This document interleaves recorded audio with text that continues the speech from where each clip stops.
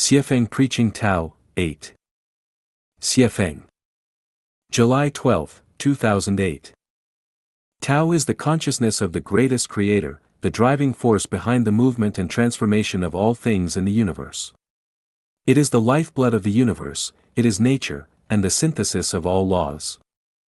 Tao possesses 8 characteristics: holographic order, eternal reliability, instantaneous sensitivity and adaptability, transcendence over time and space with no interior or exterior, spirituality, justice, non-obstruction, and illusory yet actual existence. The 8th characteristic of Tao, illusory yet actual existence. This seems to be a paradox, both illusory and real, truly vague and indistinct. Although it is vague and indistinct, it has substance and sentiment, and its substance and sentiment are very real.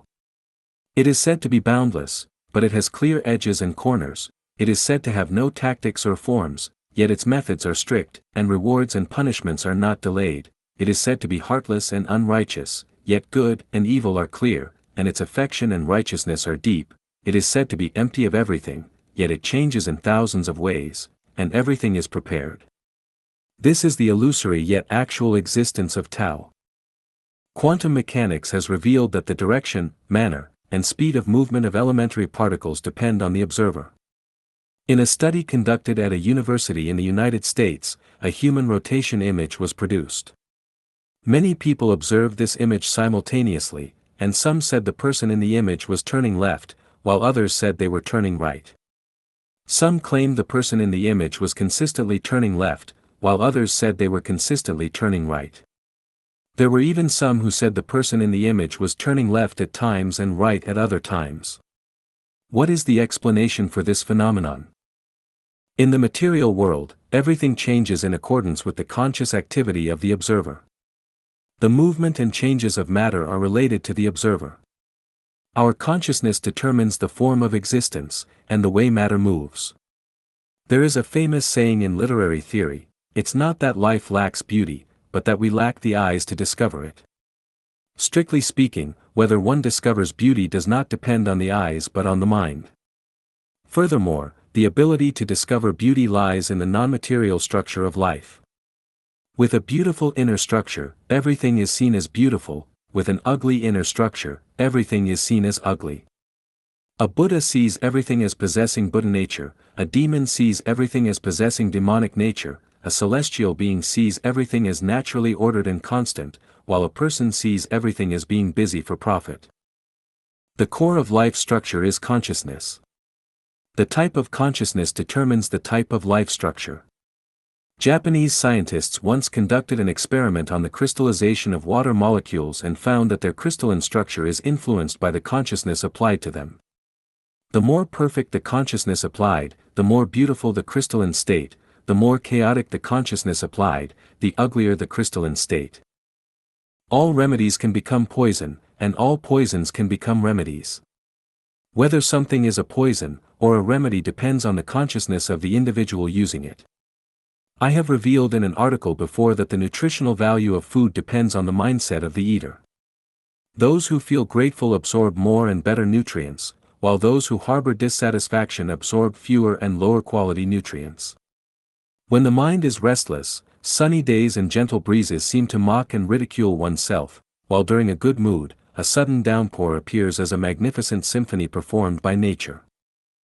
Take a look at your reflection in the mirror. If you're feeling troubled internally, your expression will likely be gloomy; if you're feeling joyful, your expression will be radiant with smiles.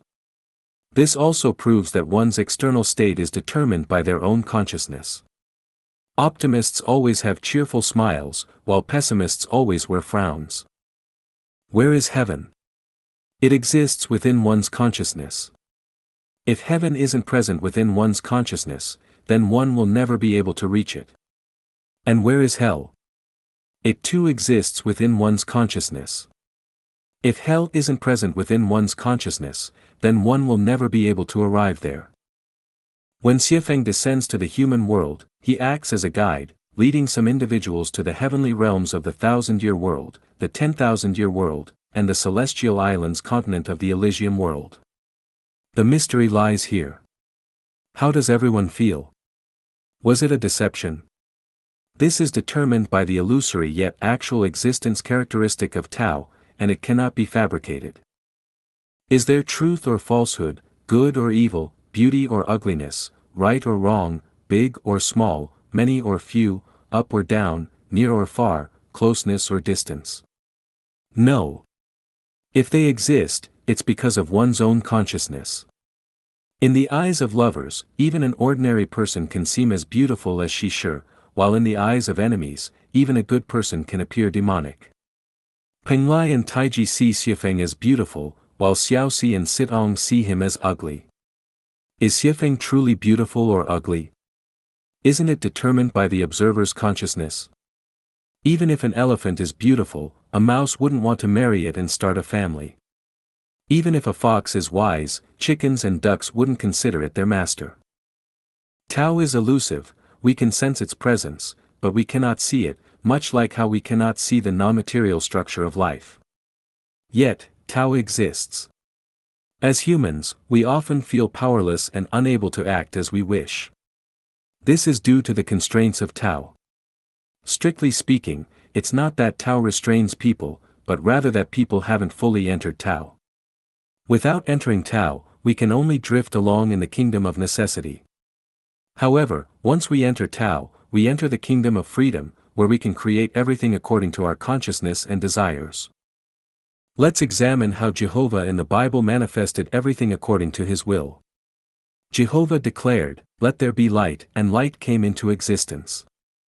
Jehovah said, "Let the earth sprout vegetation, plants yielding seed, and fruit trees bearing fruit in which is their seed, each according to its kind, on the earth." And it was so. Whatever Jehovah's consciousness willed, it materialized, transforming the ethereal into the tangible. Now, let's explore the miraculous abilities of the super-celestial being named Yue on Xuefeng Island in the Celestial Islands continent of the Elysium world, as described in the Chanyuan corpus, universe, time and space, within the 36-dimensional spaces. She can manipulate clouds with a mere breath and summon pavilions and towers with a wave of her hand. From the realm of intangible possibility, she can materialize endless creations, all through the power of her consciousness. Lifting a handful of sand, transforming them into thousands of green trees. It's both elusive and tangible. It's a bit mystical, isn't it? Those who attain Tao possess subtle and profound understanding, which is unfathomable and beyond human comprehension using ordinary knowledge and thinking. Actually, for those who understand its mysteries, it's not mysterious at all. But for those who don't comprehend its mysteries, it remains mysterious, even more so, and becomes entirely mythological. Let's understand it this way: the violin concerto Lifechanyuan and Xuefeng Tai is well known to everyone. We might ask, was this melody present in the universe before? No. So why does it exist now? The answer: because a composer created it. How did the composer create it? The answer: by entering the scene with their consciousness and then expressing the scene through melody. Lifechanyuan and Xuefeng Tai is the product of the composer's consciousness. As soon as the composer's consciousness is active, things come into being. When we listen to its enchanting melody, we still perceive a sense of the ethereal. However, when the vibration of the melody is combined with electronic instruments and a water spray system, we can observe water spouting from the nozzles in rhythm with the fluctuations of the music. The water dances gracefully along with the melody, and if accompanied by colors, it's like watching a fairy dance. In this way, the original ethereal becomes a tangible reality that the eyes can see. Hand a blank sheet of paper to a painter, and in a short while, the paper will be adorned with magnificent landscapes and rivers. Where do these breathtaking landscapes and rivers originate from? They spring from the painter's consciousness. The ethereal becomes reality, but if you burn the painting, reality turns back into the ethereal. This is the characteristic of Tao. Consciousness, structure, and energy serve as the universal keys to unlocking the mysteries of the universe and attaining the status of deity celestial beings and super-celestial beings. The ethereal and the real have no boundaries, everything depends on our own consciousness. Emptiness is form, form is emptiness. From nothingness, all things can emerge, yet within all things, nothingness persists. Everything is ultimately empty.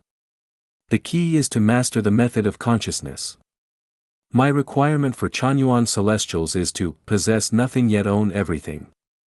The more you desire to possess, the more emptiness you experience, the more you maintain a state of emptiness, the more you come to possess. It seems quite contradictory, bewildering, and perplexing, doesn't it? Practicing how to be free from the mortal body during meditation will bring clarity to everything.